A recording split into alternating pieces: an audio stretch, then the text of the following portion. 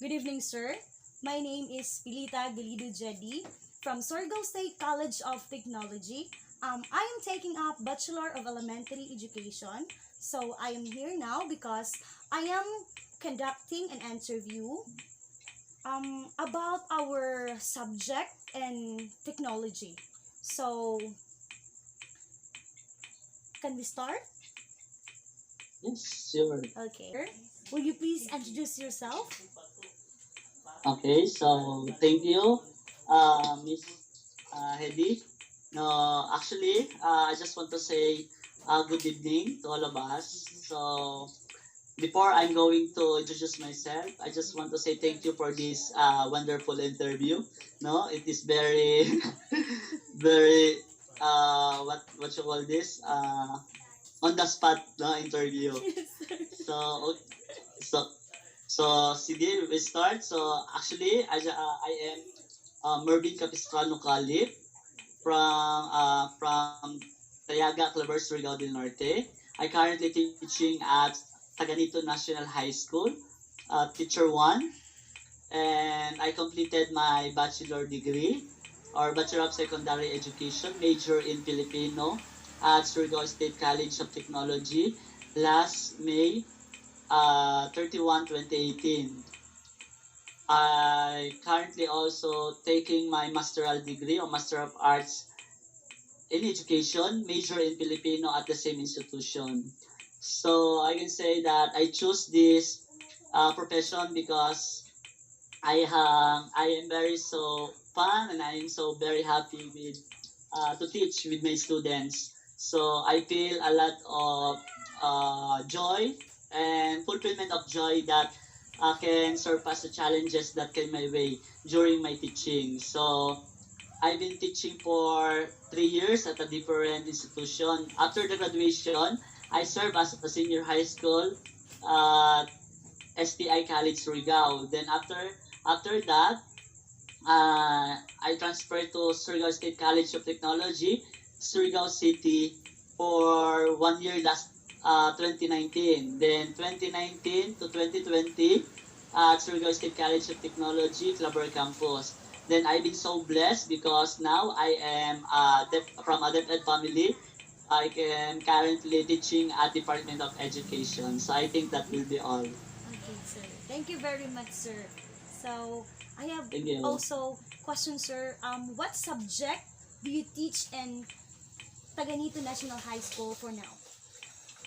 Okay, so I'm teaching Filipino, but I also teaching senior high school with uh, uh, 21st century literature, no? Then also piling larangan, komunikasyon sa akademikong Filipino, and komunikasyon at pagbasa at pagsusuri tungo sa pananaliksik. Thank you very much, sir. So, now can we proceed to our question and answer portion? Okay. Okay, sige, here is the question. So, question number 1. So, sir, do you think instructional materials under educational technologies categorized? I think yes, we all know that technology nowadays is very important, no? So it really helps us to make more siguro more give some challenge, no? Challenging to all of us, not only for the teacher but also to our students. I I use technology in my classroom as utilize different types of technology in the classroom, including virtual classroom and Google Meet, Zoom. It is because I think it is a best way not communicate with my students.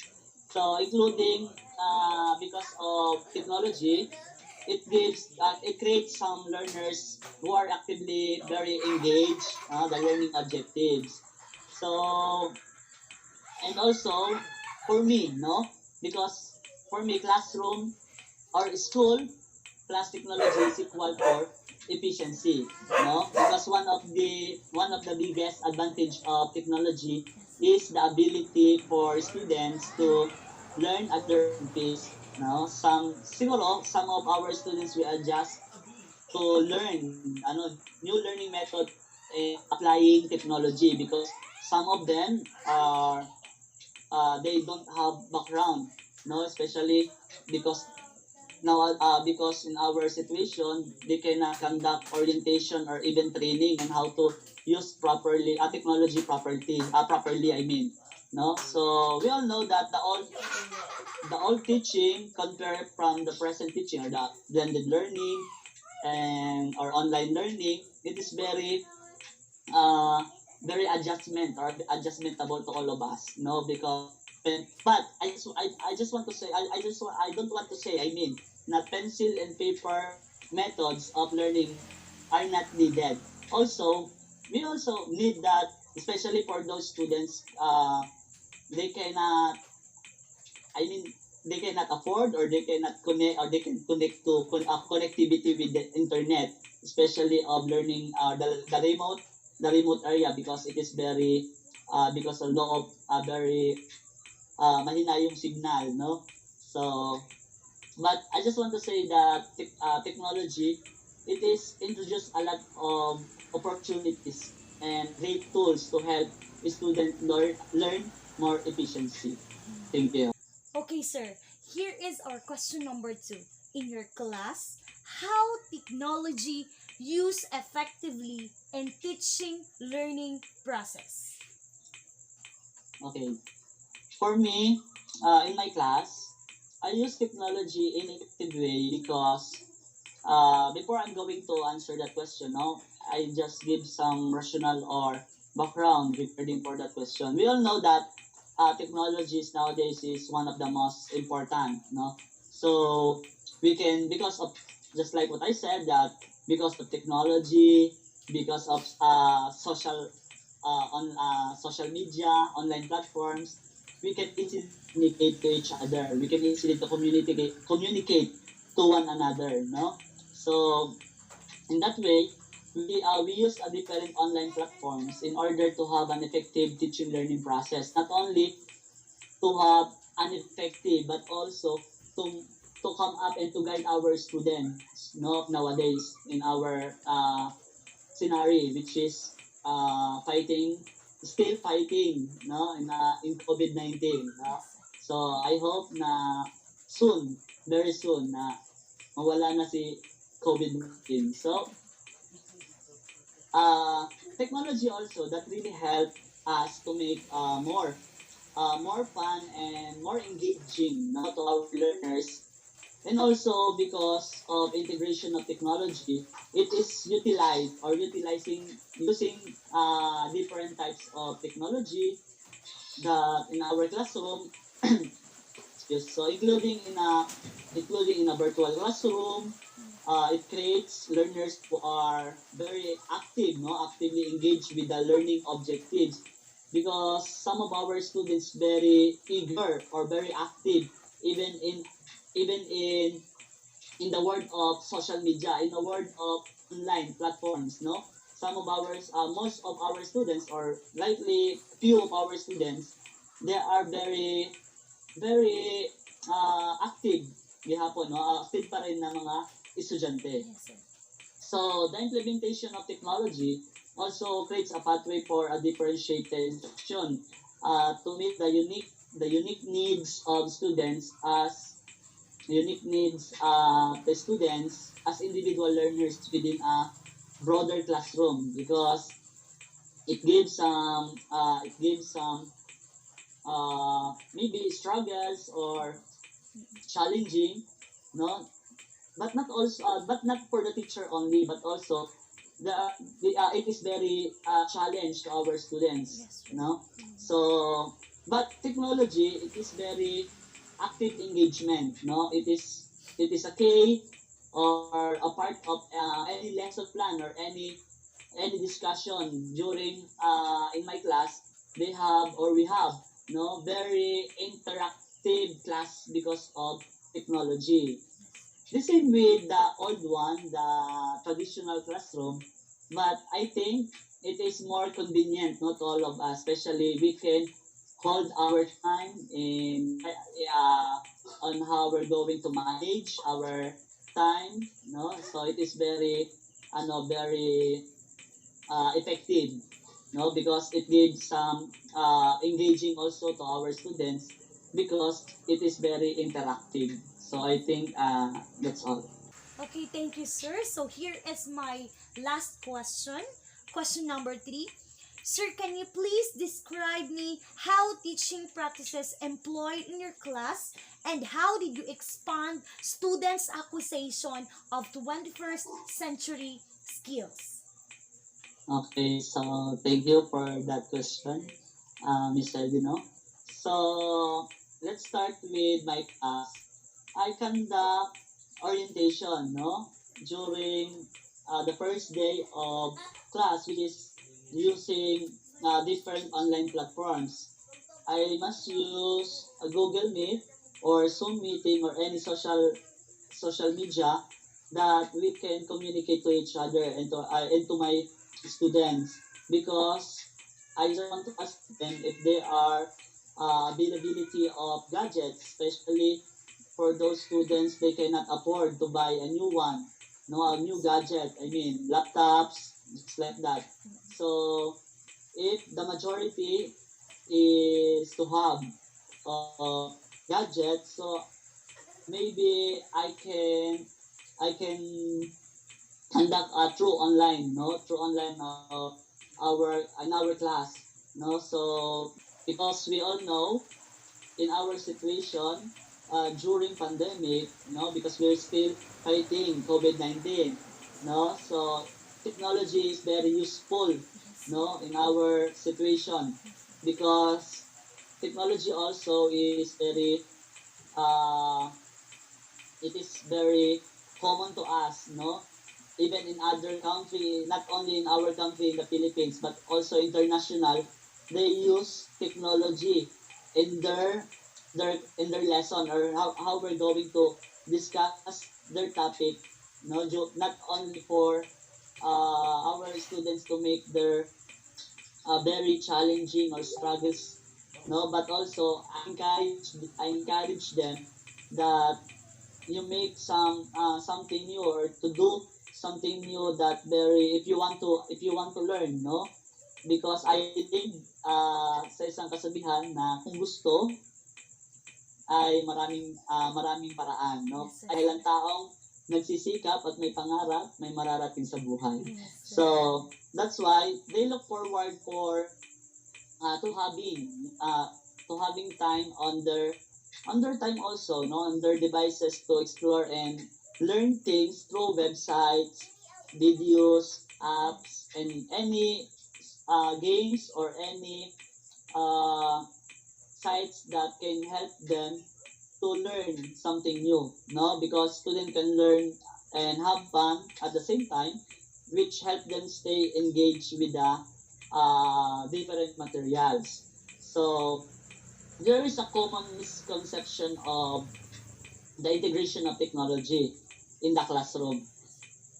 Can be a penal burden for school districts or in colleges or in state and colleges, but students do not necessarily need their own tablets or laptops to succeed with technology because the same with Taganito National High School, we are able to conduct our modular delivery, which is our students can answer their outputs pencil paper test, no, or the same traditional assessment, the same with the old one. So in that way, so our students they cannot uh, they cannot do or something buy a gadget to learn, no, because they are still learn even in their house, no, inside their house, because not only to say that the use of technology it gives learning to our students, but also we have a lot of strategies, we have a lot of way, no? Which is if the student still be learn without technologies. But nowadays, I just want to promote technologies. Very important of technology, especially to our students, because during the full class instruction can foster our students very engagement for auditory and visual, no?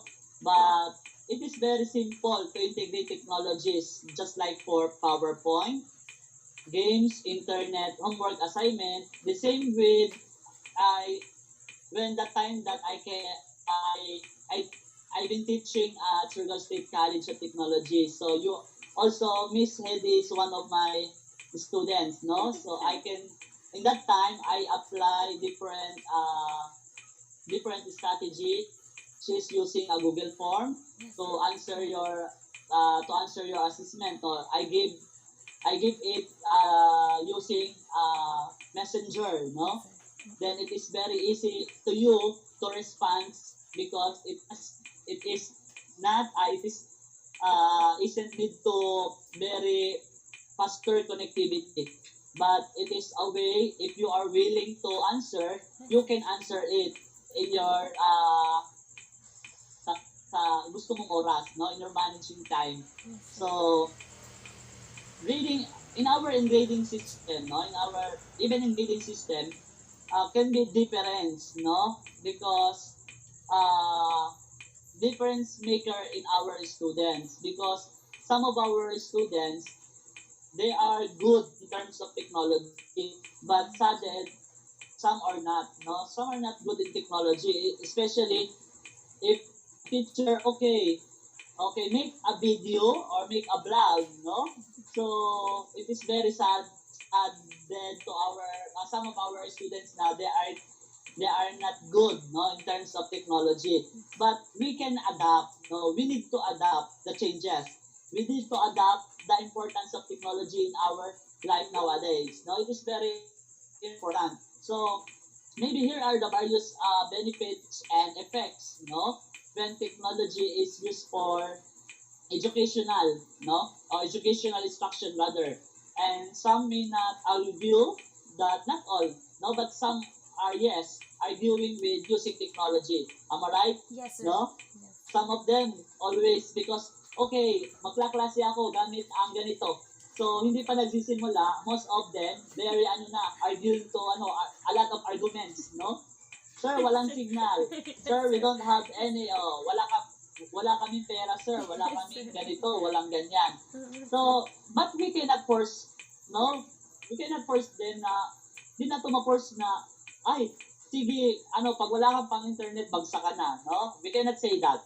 So, maybe having an infinite flow of information and entertainment using technology or the availability of technology at any given time would be seen as a distraction. But if technology is integrated into the classroom with the routines in the different places that are monitored or assessed, no, the using of different online social platform because in 21st century, no, one of our bases is using and utilize technology in our daily lives. I think that will be all and thank you. Okay, thank you very much, sir. Thank you very much, sir.